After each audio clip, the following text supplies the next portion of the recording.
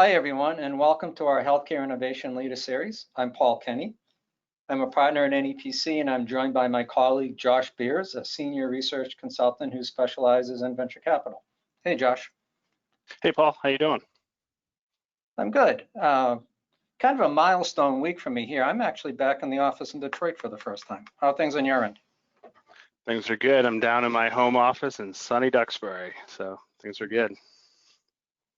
Excellent. So why don't we get going? Our topic for today is healthcare strategic investing after COVID-19. And we're thrilled to have Marty Felsenthal. He's a partner with Health Velocity Capital joining us. Welcome, Marty.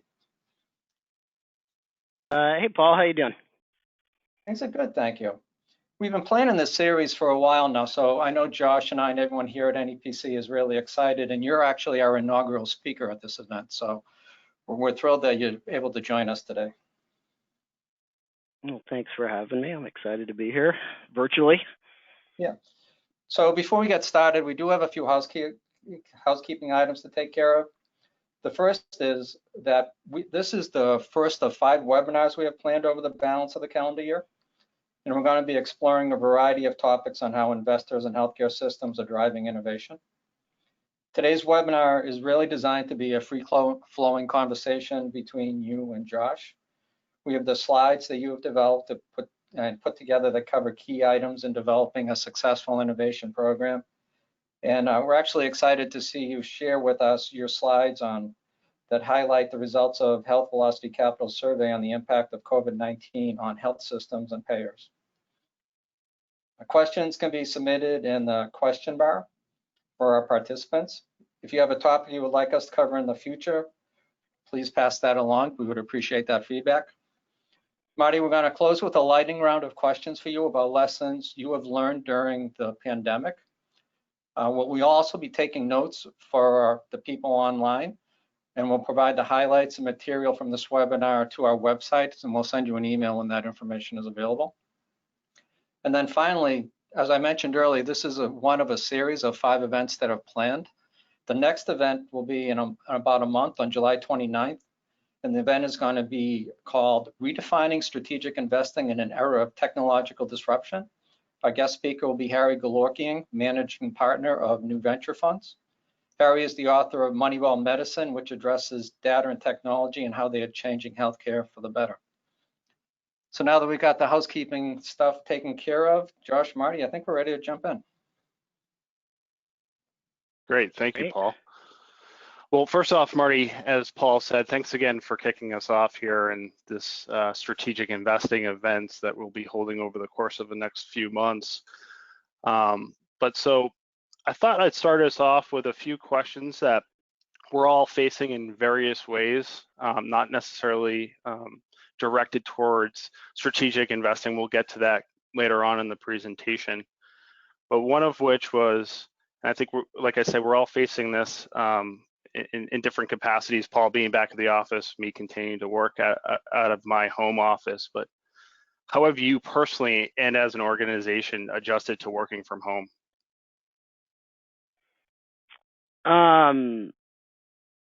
I am losing my mind. You know, I obviously feel very fortunate, and we all are at a time when so many people aren't. Fortunately, nobody in our organization has been infected with COVID-19. A couple people in our portfolio companies. We've actually been in a rental house for the past year while we renovate. Our primary residence, we're hopefully moving back in on August 1st. But my office in our rental is underneath the stairs in the basement. So I sort of feel like Harry Potter. Living with the Dursleys. Paul and I were chatting in advance with his huge knowledge about Looney Tunes and Hanna-Barbera. I think I could do the same thing with Harry Potter. But I'm down in the basement underneath the stairs. I'm working 14, 16 hours a day because I'm always at work, which is home. So it's tough. As you guys know, I started coming back into the office last week, and it's really done a lot for I'm in an office building where I think there's 40 floors and maybe 10 people show up a day. So it feels reasonably safe, and it's done a lot for my emotional well-being, just getting out of the house. But trying to be careful, but I'm looking forward to a return to normal. And our team, I think that's the general feeling of our team as well. We've tried to do things to keep us connected personally, not just professionally. And to be honest with you, I think we did a better job of it initially than we've been doing over the course of the past month or so, just because, there's an element of this that feels like being a zombie. Same day over and over and over again. Yeah. But anyway, we're, under the circumstances, we couldn't be, we're fortunate, but it's tough. And you've added some complexity to your family in this situation as well, haven't you? That's right. We've got an 11-year-old dog, Josh, and we just I guess adopted a Shoopadoodle who's now 4 months old and who may very well be the craziest dog on the face of the planet. That's awesome. Which has been quite disruptive. Which is that she's the only person that comes into my closet under the stairs where I work, and so she can be quite disruptive to calls. Sure. And have you put any structure in place to start bringing people back to the office? It's a really interesting question. So I stayed in San Francisco, which is where I'm based. One of my partners out here in San Francisco who has a young child and another one on the way, which is really exciting, a COVID baby, went to his in-laws in Salt Lake City. And then we have another office in Nashville. And interestingly, the folks in Nashville started, and I think it sort of reflects the geographic differences and how, as a country, we're dealing with the shelters in place. But I think they started selectively going back into the office about a month ago. Not consistently, but selectively. And I really do think it's done a lot for all of our emotional well-being, just getting out of the house. And as we were talking earlier, in this large building, I just got a note before our call that somebody who was here on June 19th was, tested positive for COVID-19. I think it's probably safe coming into these buildings as long as they're empty, but as soon as they start filling up, it could get unsafe pretty quickly. Yeah, no, I hear you and feel you on that one. We'll just have to see. So, what are your thoughts on the market reaction to COVID-19? I mean, from a high level, not necessarily. I mean, you could talk about venture capital if you want, but from a high level, to me, it seems pretty irrational. Some of what's going on, but I'd love to get your thoughts on it. Yeah, so I'll break it down into the public markets and in the private markets, but I am baffled with the public markets. I certainly recognize that Congress has put more than $2 trillion into the economy and the Fed's printing money. But, when you look at the business of air travel, the business of hotels, rental car agencies, conferences, the business of professional sports, the business of college sports, restaurant chains, independent restaurants, hair salons, corporate earnings and personal spending have got to plummet. And I know I've seen that in our family's credit card bills. And, I think spending is going to be down for a long time. So I don't understand the public markets and why they're still so robust. I know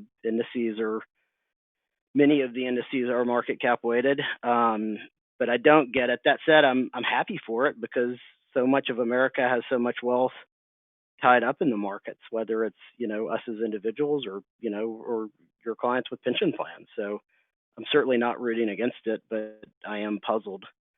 On the private side, Josh, we're seeing a slight shakeout. I got started in 1997 in the industry and, went through the dot-com crash and went through the Great Recession and now this.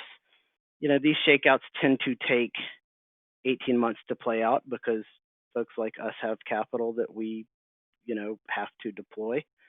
So we're seeing a slight shakeout, probably not enough in terms of, the good companies are getting funded, some of them at more rational pricing, and some of the bad companies are getting flushed out, which I think net is a positive.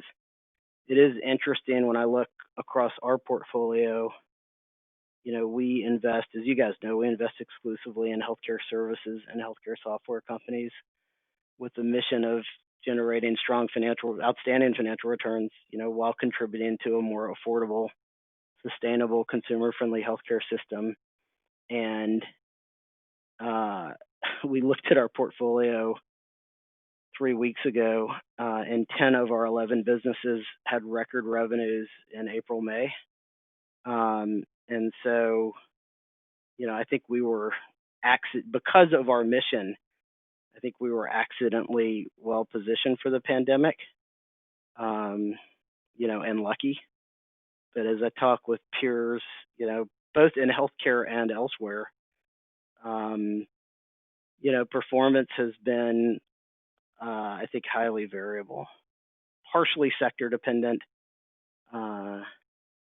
and partially just a result of the companies, that folks have in their portfolios. Yeah, you bring up an interesting point. Just the flushing out of some of the companies that shouldn't exist, and more broadly, this is a more broad statement, and would love to get your take from a healthcare perspective. But what we see in tech is a lot of monster rounds being raised before COVID-19, particularly in the Q3 of last year, giving these companies a lot of runway with their balance sheets. So just some thought, maybe, are you experiencing the same thing in the healthcare VC world? And, if that is the case, how long do you think the shakeout exists for? It's an interesting question. We have certainly seen, so we as a firm, and me personally prior to founding Health Velocity Capital, have always shied away from the massively capital intensive companies. Having invested in healthcare for software and services for 25 years now, I recognize that the sector is hard. Our customers often buy slowly, and it's really easy to get over your skis investing too much too soon before you know whether there's product market fit, a team that can execute against it, and a competitive environment that is favorable.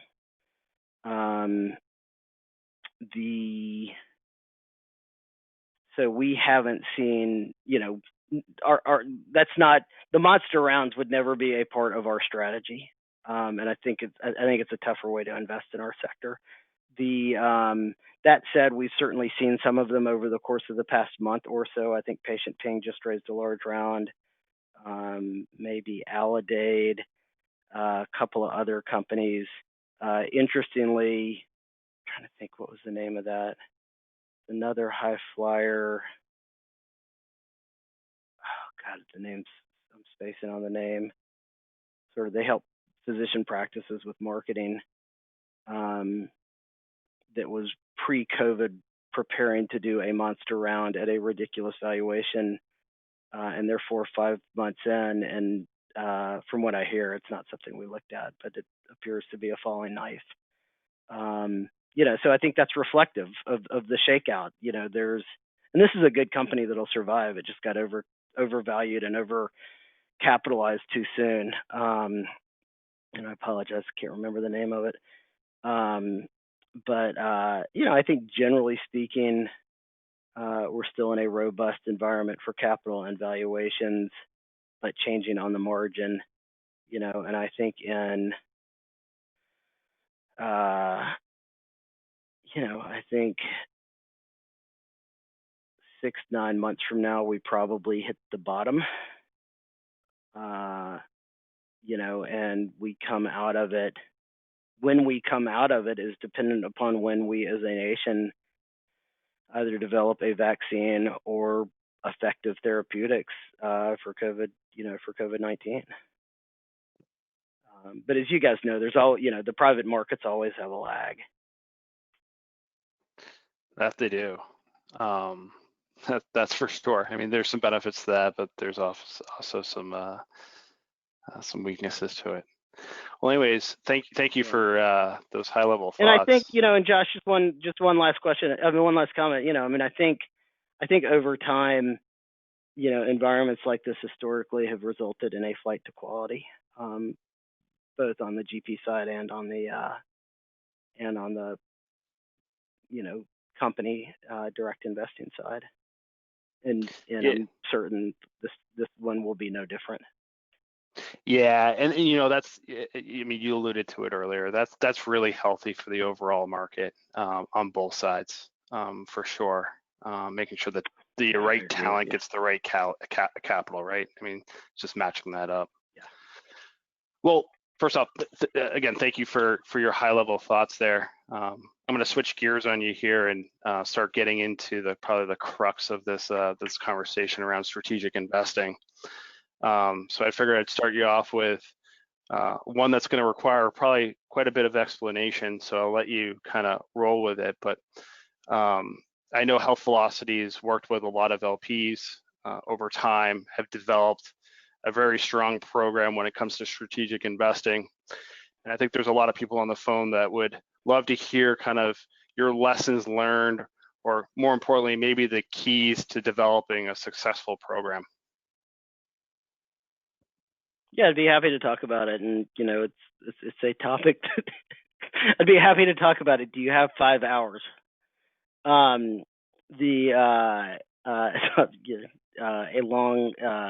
a lot to that. It's an interesting question. As I mentioned, I've been investing exclusively in innovative healthcare software and services companies aligned with our mission since 1997.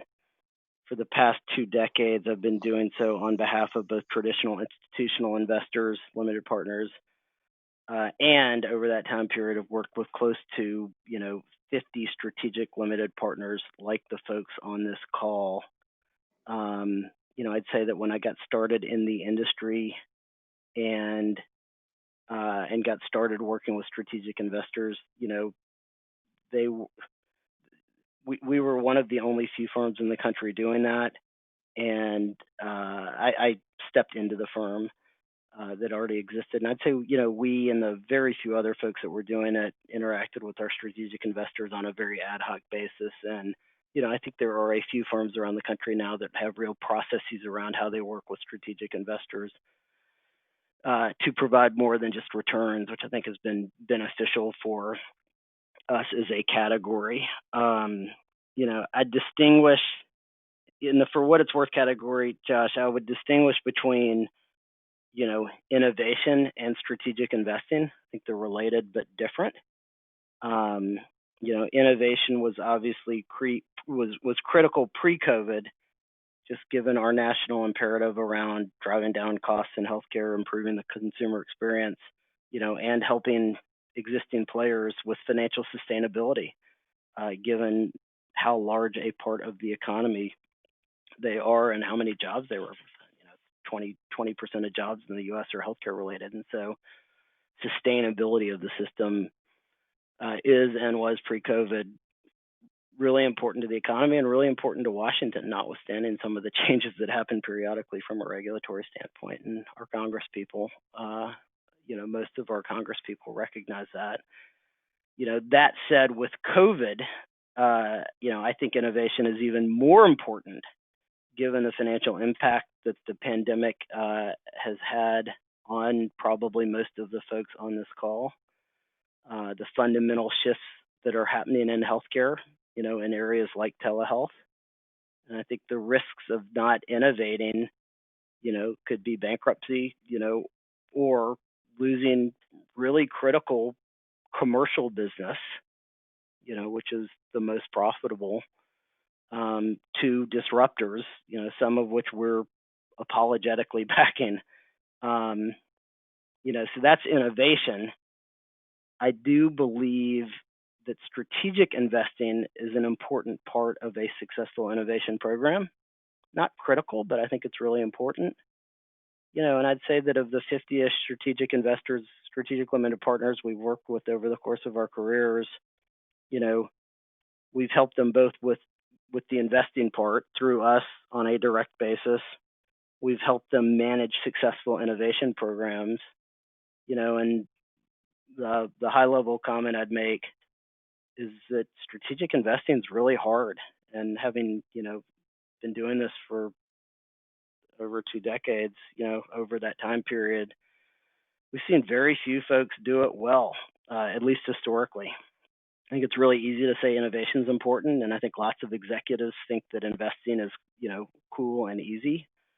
But, and this is sort of in terms of mistakes we've seen, and I'll get into keys to a successful program in a second. But, I think a lot of them are not as thoughtful as they could have been in setting out what they wanted from a program. And, that's historically led to a lot of turnover, led to a lot of direct investments that were unsuccessful or that became orphaned. It's had real opportunity cost in terms of time and energy for the strategic investors, and the time their teams put into it, a lot of fits and starts. And this gets to the opportunity cost. A lot of organizations that partnered with the wrong vendor operationally, which is ultimately what you want out of a strategic investing program, because they invested in the wrong company. With that all said, I think there are a lot of keys to success for a successful strategic investing program. I'll hit some of the highlights on this call. It really is something we could talk about for 4 or 5 hours. And I'd offer up that we actually put together some materials that I think you guys have seen for some of our strategic investors around how to set up a successful innovation and investing program. And I'd be happy to share it with anyone, on this call if they wanted to reach out to us directly or through you all. Great, thank you for that. So in terms of, a successful strategic investing program, I think the, first point, and probably most important, is that I think you have to have true senior level sponsorship and involvement. Innovation that results from strategic investing, as I alluded to earlier, is not easy. The companies that, our strategic investors are investing in directly, or that we're investing in, can result in changed workflows. They can be a threat to sacred cows. They can lead to more work for people who aren't necessarily looking for more work. And in the absence of that true senior level sponsorship, we see too many of our strategic investors spinning their wheels and either not investing in anything, investing in the wrong things that have that opportunity cost for the organization that I mentioned, or that are relatively irrelevant for the organization. And so, I think the starting point is you need someone in the C-suite saying, we're going to invest time and money around innovation and investing. I expect you to make it happen, and I expect you to make it, and this is the operative word, I expect you to make it happen intelligently, not to say no, not to drag your heels, to everyone involved, the person driving the investments, the people whose workflows are going to be changed, the people who have to take on more work than they otherwise might want to. And if that tone isn't established at the top, in our experience, these programs don't work. So, it's probably more than just senior level sponsorship. It's senior level leaning in. One of my partners I worked with at a prior firm, and while we were laying the groundwork to launch Health Velocity Capital, he spent a couple of years, maybe a year and a half at Humana, and ran their strategic investing program. And, Bruce Broussard was a part of their committee and highly involved in the decision making there. And so I think that was a great example of the top of the organization really leading in. So one, senior level sponsorship, involvement, and leaning in. I think the second key point, Josh, and feel free to interrupt me at any point. But I think the second key to success is great process. Not good process, not process, not good not process, not good process, but great process. I think you have to set up processes to drive that investing in innovation and to share the learnings across the organization. I think you've really got to get innovation and investing out of silos, to build organizational energy around change and to change culture. I think the organizations, yeah, go ahead. Well, I was going to say, when we think about process, I think, and correct me if I'm wrong, because I think one of the most important things is you can set up a process, but also you want to be very flexible and be able to learn from your mistakes and adjust your process as you see fit. I just get nervous when we talk about process that people will get stuck in their lanes versus trying to, broaden their spectrum a little bit. I think you are spot on, but you have to have a well-defined process to start, and you have to be malleable to optimize that process. Mm-hmm. In my experience, right? And I think there are a lot of different ways to skin the cat, but what we talk about in the presentation that we put together for our strategic investors, is that the best organizations we think form a committee. They comprise it of people in the organization with political power. They form the committee and, thoughtfully. They put pragmatists on it. They put optimists on it. They put skeptics on it. They rotate people on and off, except for the people who are making good things happen so that the committee doesn't get stale. They make joining that committee have some cachet to it. They really commit, and again, this is something I'd highly encourage everyone on the call to do. They really commit to a minimum number of projects a year. We actually have an LP who has an investing leader who takes 5 to 6 opportunities to his committee every year, and he almost always gets told no. It's just super deflating. CEO thinks innovation is important, but is not committed enough to make sure it happens. It's all words, not actions. And, when that happens, good people leave. And you lose a lot of you lose at that point a lot of institutional knowledge and a lot of institutional relationships. I think as part of that process, Josh, you have to establish, financial and strategic milestones for the companies you're investing in and measure against them. I think it's really important to have a central data repository of the opportunities you're looking at, not just going out to the operators in your organization and saying, hey, we invested in Kairos, let's make that happen. But here are 5 interesting companies we evaluated, but we didn't invest in, and really communicate around those other interesting companies, which helps build the organizational energy around innovation and change. And then lastly, I think as part of that process, and again, there's a lot more to it. But I think to your point earlier, you regularly revisit, the lessons you've learned along the way and the mistakes you've made and the things that have gone well, and change your processes to try to make more things work well and avoid the mistakes. And then the last thing I'd say in terms of process is really, publish your wins internally. We invested in this company. They worked with our system or health plan. They made this impact. These innovators really can be impactful to our organization. A lot of the point of a strategic investing in my experience is getting the broader organization of thousands and thousands of people to embrace change, embrace innovation, and stop thinking just because they've been doing things a certain way forever that's necessarily the right thing to do. I think the third key to success, Josh, is picking your priorities in partnership with a broader organization and investing around those.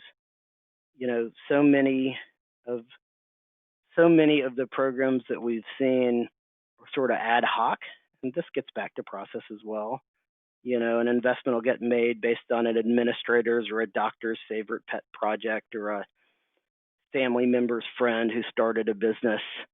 I think it's really important to figure out what your priorities are, and there can be, a dozen of them, but know what you're looking for and then making sure you're seeing the best deals in the nation, the best companies, the best investments, and not only the ones that are in your backyard, which again is sort of gets to a mistake that we've seen. I think the fourth comment I'd make, and I've just got one other and then a couple of wrap-up comments on this, but I think it's important to recognize that both innovation and investing are really hard. The folks on this call are, I'm sure, very good at running large, complex, and very important healthcare organizations. It's not something I could ever do. I've spent close to 25 years, longer than almost anyone else in the country, investing in innovative healthcare software and healthcare services companies, and picking, with a lot of luck, the right theme and the right company at the right time, and avoiding mistakes. And I'd say that most of the systems that we've worked with, have made a lot of mistakes, and those mistakes have a capital cost. They have an opportunity cost associated with them. And I'm very, very biased, but I think in the context of having a direct strategic investing program as opposed to doing it through a GP, I think it's really important to have a few outside funds, not too many. What's the old, there's an old saying about martinis that I can't remember. But a few outside fund relationships, not too many, funds that are built around strategic investors, not interacting with strategic investors in the ad hoc way that existed when I first got started. That invest real time and resources into working with strategic investors above and beyond just, hey, I'm looking at this company, what do you think about it? I think partnering with one of the 4 or 5 firms in the country that does that is a really important key to success. If for organizations that do want to invest directly, over my time in the business, I think I've seen close to 100 strategic organizations make direct investing, and I can think of maybe 10 that do it well, or at least have historically. And most of those organizations, it took them a decade to really learn how to do it great. Yeah. The last comment I'd make in terms of keys to success is the sort of details, but I think they're. Yeah, go ahead. Before we get there, I just want to remind the audience, we're going to take a break in about, once Marty wraps up with his final comments here, for some questions from the audience. So please use that chat function on the side, and then we'll get back to the presentation after we take that break. Go ahead. Sure. So just some really important details, and again, these are details where we've seen folks tripped up in the past, but I think it's important to make sure you have a framework for what kind of investments you want to make. What stage company do you want to invest in? What size company? What's the risk profile of investments? I mean, we try to generate, we underwrite to a 3 to 5 times cash and cash returns. We will, using a conservative set of assumptions. We want to believe that if we've made a mistake, we'll get our capital back. And if we've been too conservative, we can do better than a 5X. That's one way of investing. It's certainly not the only way of investing. So what is your risk profile? Are you okay losing money but swinging for the fences, or do you want to lower your risk profile, which actually might result in greater organizational operational impact and less of an opportunity cost? Are these going to be companies that you're investing in that you're already working with, that you're in the process of signing with? Companies that you may want to work with, but you aren't quite sure. How do you evaluate product market? Are you looking for big priorities that have heavy lifts in terms of implementation and workflow, or more niche opportunities that might be easier to implement? How do you evaluate the long-term financial sustainability of these businesses so that you're not investing in something, again, getting back to opportunity cost? You invest in a company that goes out of business, not only have you lost $1 million or $5 million, depending upon how big of a check you're writing, but you've also presumably plugged that company into your organization, that's now defunct. How do you look at their unit economics to make sure that they can stay alive to serve you? Scaling is harder than they anticipate, which it almost always is in healthcare. How do you evaluate the team? Is the team scalable? Is the team ready for growth? And then I think the last comment I'd make, Josh, is I think the organizations that have done this best, and this gets back to the comment I made earlier about communications, I think the organizations that have done this best really have somebody who functions as a liaison to help the companies they've invested in, succeed in their organization. It almost becomes a communications and advocacy role in addition to an investing role. Again, if the investing happens in silos, to me at least, it sort of begs the question of what's the point? Great. Well, thank you for that perspective. Paul, I'm going to flip it over to you to handle any questions that have come through for either myself or Marty. Yeah, we do, Marty. So this is a really useful framework they have up on the slide here. But a question came across: how would this apply to a smaller organization rather or compared to a larger organization? And would your approach need to be tweaked just because you don't have as much in resources? It's a great question.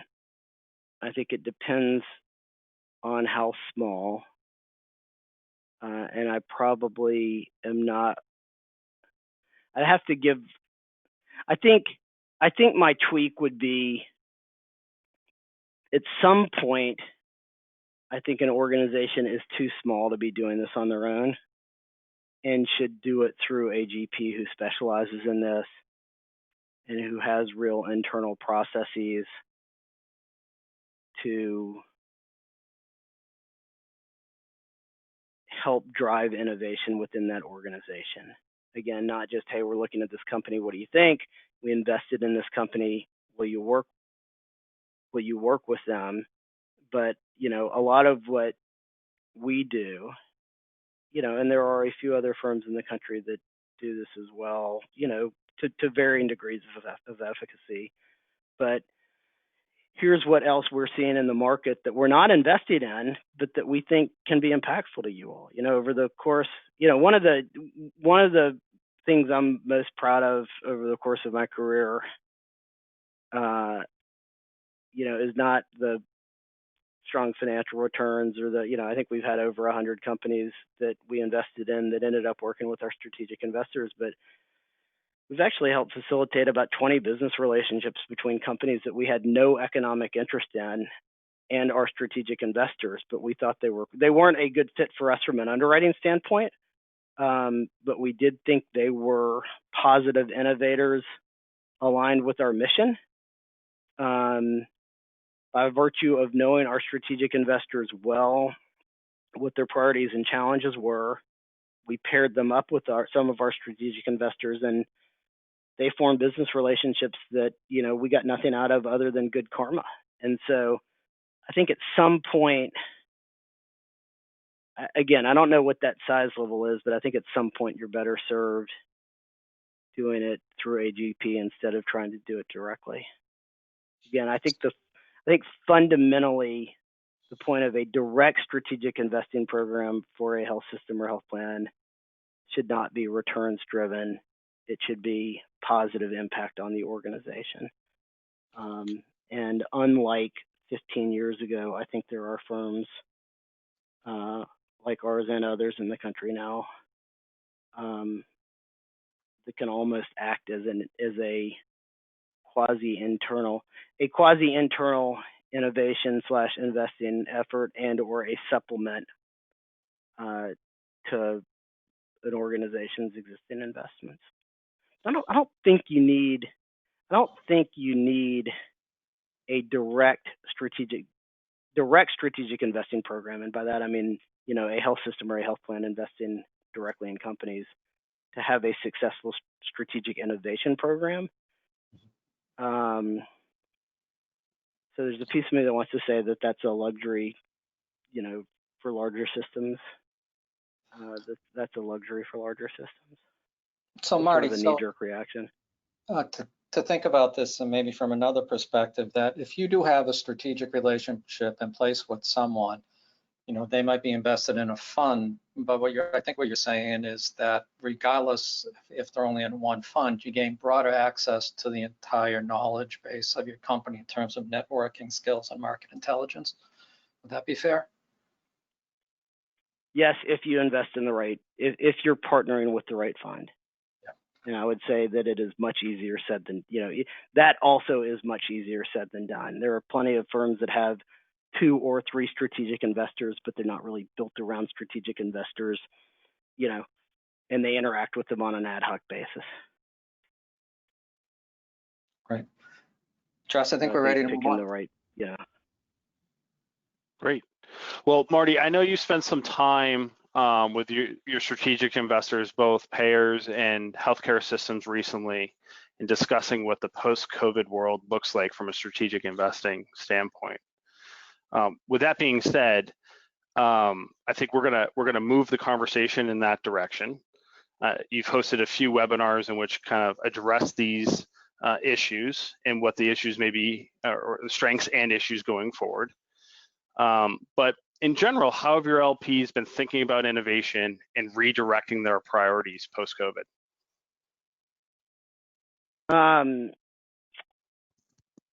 So just by way of, to fill in a few other blanks, Josh, in late April of this year, we pulled together 2 separate webinars, one for our strategic investors on the health plan side, one for our strategic investors on the health system and healthcare software side. We didn't exactly know what to do with the healthcare software folks, so we included them there.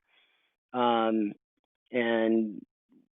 you know, we titled these webinars, you know, Innovation and Investing in a Post-COVID-19 World. And we really set up a set of questions and let them talk. And we got to listen, and then we actually summarized these. We summarized the learnings on an anonymous basis and sent them around to our strategic investors. And again, it's something I'd be happy to share, you know, if anyone wants to see it. You know, I'd say, so I'll talk about each of the health systems and health plan webinars separately, starting with systems. But you know, there were a couple of commonalities in the webinars. The one I'll start with, and the one that was most encouraging, was that, you know, for both health plans and health systems, they noted that innovation was being embraced, you know, in this environment at record speed. And, you know, again, I'm sure for a lot of the people on this call, there's a real appreciation for how long it does take to make decisions because of the large number of people involved in the, you know, natural bureaucracy of any organization that's, you know, as large as our strategic investors are. But universally, folks on our call said, you know, decisions around innovation were being made at record speed. You know, they were focused on anything that could help the health of their community and or members, first and foremost. Anything that can get, you know, on the system side, more patients in faster, that could help with supply chain needs. This was really interesting. I had a random friend of a friend reached out to me who had a manufacturing plant in Pittsburgh that they repurposed to make face shields. You know, I get people calling me all the time saying, hey, can you introduce me to your strategic investors? And we try to be judicious about it. And I sent out, like, this was early March. I sent out like 4 emails saying, hey, you know, friend of a friend, he's reliable. I checked the person out, you know, or you have any interest in face shields? And all 4 of them said yes. And, you know, and with that, I sent it out to like another 20 people. And, you know, I think half of the people we introduced this manufacturing facility to ended up buying face shields from them. But, you know, they were moving quickly. You know, anything that could help get more patients in faster, anything that could help with supply chain needs. You know, there were a couple of comments that I thought were really encouraging. And one said that there was a strong organizational desire to make sure that the number of decision makers needed for a project doesn't creep up again. You know, decision making had really been centralized. And another said, this one to me was, you know, one of the more interesting comments I'd heard during the pandemic, but they said, you know, we were doing 40,000 virtual visits a month pre-COVID. We're now doing 40,000 virtual visits a day. We're recognizing that we don't need as many facilities or the same types of facilities. You know, we were doing prenatal visits, pre-surgical visits in person out of habit, but they don't have to happen that way. You know, that's making us rethink how many facilities we need, what type of facilities we need. And as a senior leadership team, we're devoting a huge amount of organizational focus and thought into how we not only don't lose that organizational energy around change once we emerge from this mess, but how do we actually accelerate it? And again, having spent so long in healthcare innovation and recognizing how hard it is to drive innovation through healthcare, to hear that kind of energy around it, faster decisions, more good decisions, more decisions, hopefully good, and trying to accelerate the pace of it, you know, I thought was one of the more positive comments I've heard over the course of the past 4 months. You know, back on the system side, health system side exclusively, Josh, in terms of what folks, we sort of organized it into what's gone well from an innovation standpoint. Well, it bled into both innovation and organizational. What's gone well, what's gone poorly, and sort of an other category. But in terms of, you know, what the health systems noted have gone well, you know, telehealth, and telehealth. And as you guys know, I think I've made 7 or 8 telehealth investments over the course of my career. Was the largest and lead investor in Teladoc. Some of the systems that we talked to have been, had been evaluating telehealth vendors for 5 years. And I literally had this conversation with one of our health system LPs, and they were sort of hemming and hawing over it, not wanting to make a mistake, make sure they got the right vendor, and they turned it on in 2 weeks and it worked. And they're like, you know what, this is, we probably overthought it. So they've turned on their telehealth platforms very quickly, and they're very pleased with the amount of volume going through their telehealth platforms. All of them very quickly launched COVID-19 digital symptom checkers. They stood up their supply chain needs for PPE really quickly, and I think equally encouraging, there was a fair amount of optimism that they're very well positioned to handle and to optimize and to manage well their supply chains post-COVID as surgical volumes, have started to return.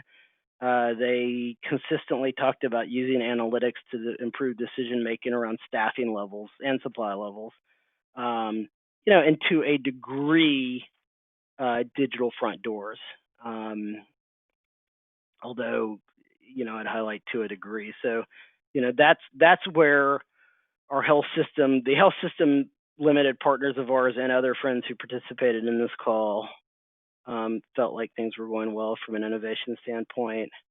In terms of the not so well, yeah. Is it fair to say that their portfolios that they set up for this type of innovation has helped in these types of times to execute quicker, or at least learn from maybe past mistakes? I don't believe, I can't think of too many situations. I can think of only a few situations where that innovation was coming from within a direct investment portfolio. I think, frankly, it was more broader knowledge and access. I think it came more from their innovation program than their investing program. Interesting. Yeah, it is, and I hadn't thought of that before. Josh, yeah, I'll maybe jump in with a couple of questions here we have from our participants. Sure. This is an interesting one. Given what's going on with COVID-19, what is no longer an opportunity, Marty? And this is a somewhat related question. Do we see capital being allocated differently in strategic investing post-COVID-19? All right, let me take the first one. I'm sorry, let me take the second one first. Do we see, have we seen capital being allocated differently? I think the answer to that is so far, no. It's still too early. You know, and even us, I mean, we've got a dedicated fund that invests exclusively in innovative healthcare software and services companies. You know, we make 4 investments a year. We haven't made a single investment all year. We've looked at, you know, we probably looked at 10 really hard January and February that didn't quite make the cut. We've looked at 3 really hard during the pandemic, submitted 1 term sheet. The company ended up deciding to get acquired instead. I think it's too early to say that the actual investments have changed. I do believe, however, that where people are looking to deploy capital going forward has changed. You know, and that, got some notes somewhere, give me a second. You know, that, you know, I think going forward, you know, it's virtual anything.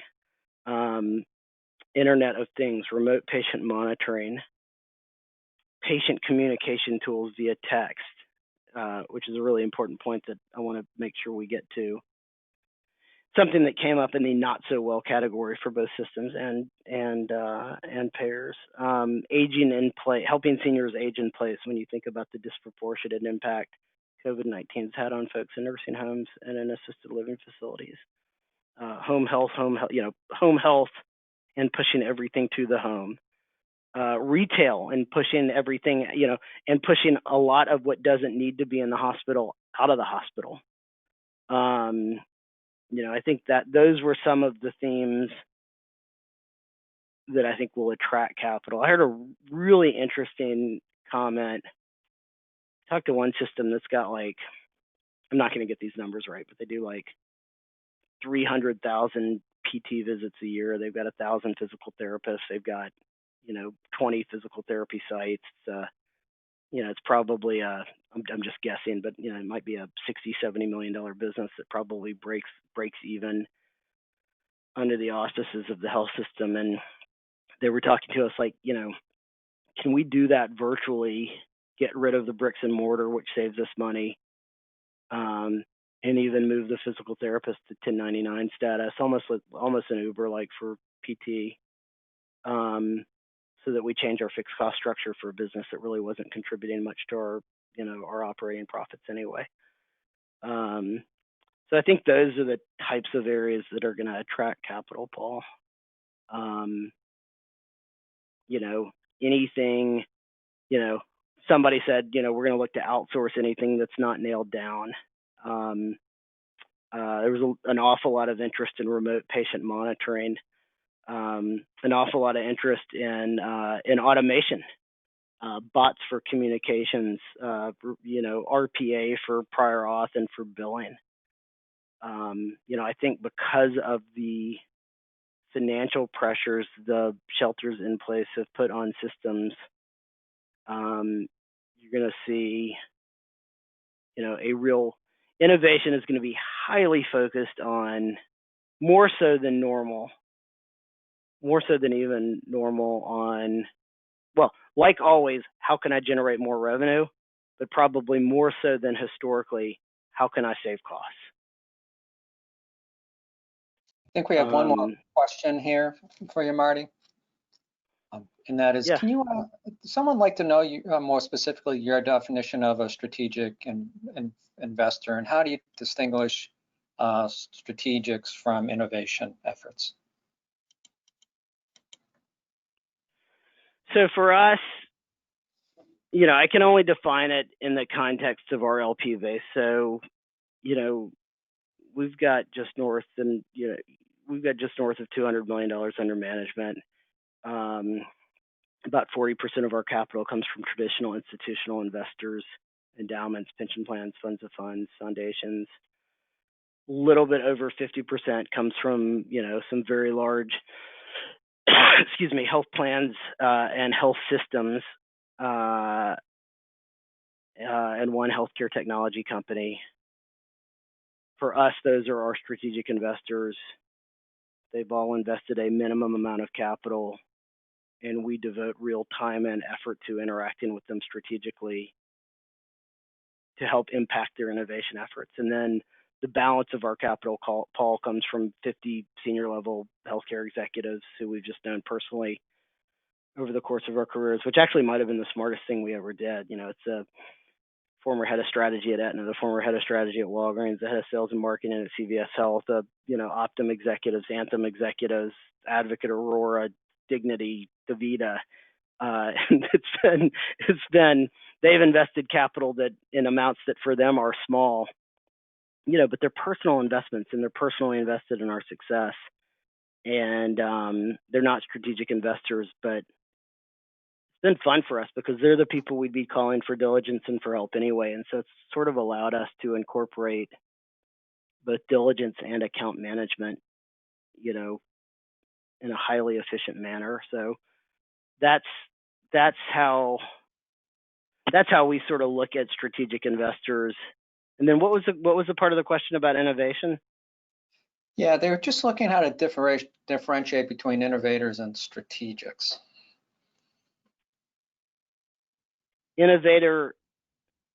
Innovation and strategic investing? Is that the question? Yeah, Paul, I think if you mentioned earlier at the beginning, when you think of strategic investing, it's almost a subset of innovation. Yeah. And so if you're thinking about, I think of innovation as, how do I buy, build, or partner?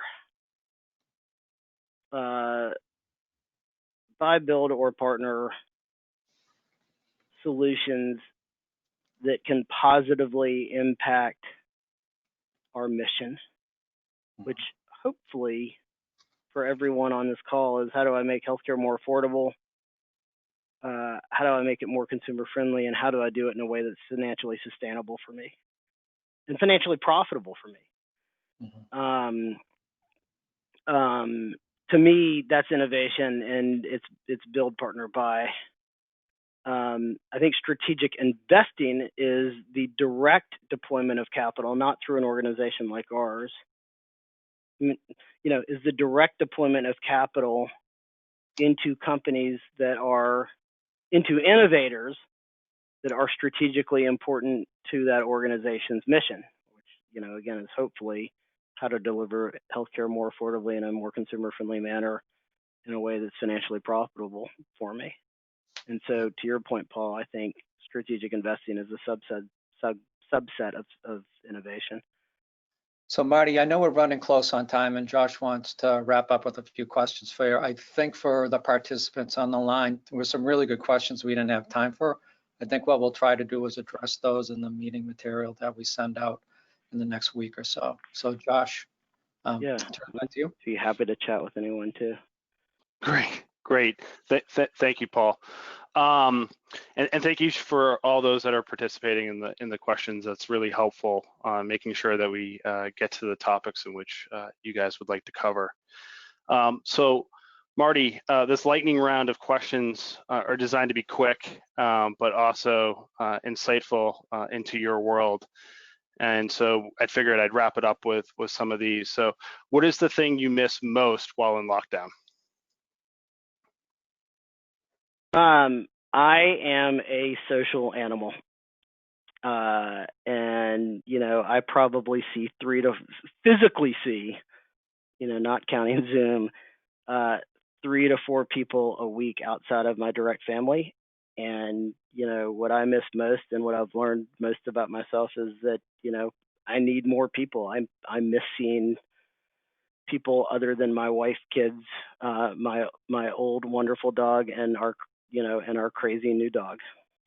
And what show, movie, or book have you enjoyed the most during the stretch and would recommend to everybody?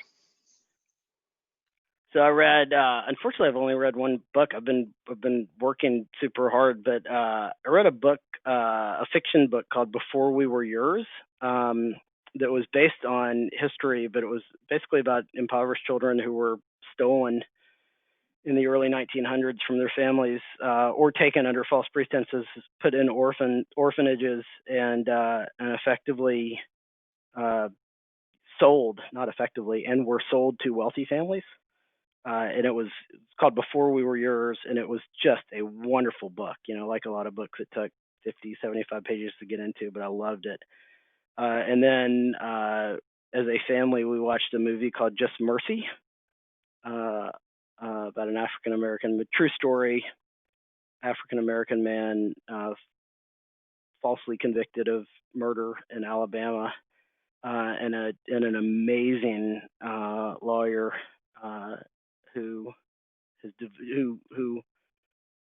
helped free that individual and has devoted his career to treating other victims of our system of incarceration. It was a great book, great movie. Highly recommend both. My wife read the same book for a book club and had very similar comments around it. The thing that people are not talking or worried about enough. National debt, and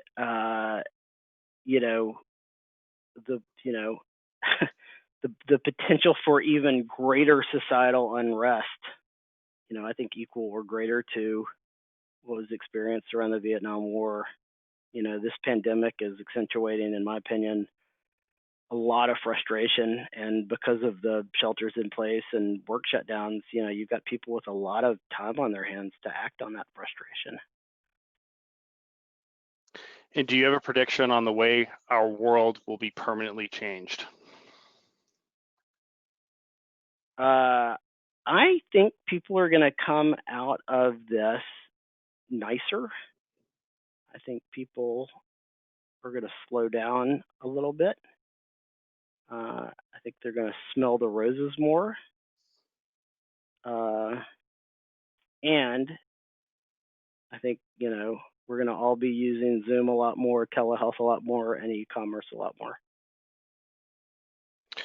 Great. Well, that brings us to the end of our time here. I want to thank the audience. I want to thank Marty for participating today. So thank you very much. I want to remind everybody that we have another session with Harry Galorkian Thursday, July 29th. The invite will soon follow this. And if you have any further questions regarding today's session, please feel free to reach out to your consultant, myself, or Paul, and then we can reach out to Marty for those questions that he can help us address. Once again, thank you to everybody, and look forward to our next conversation. Take care.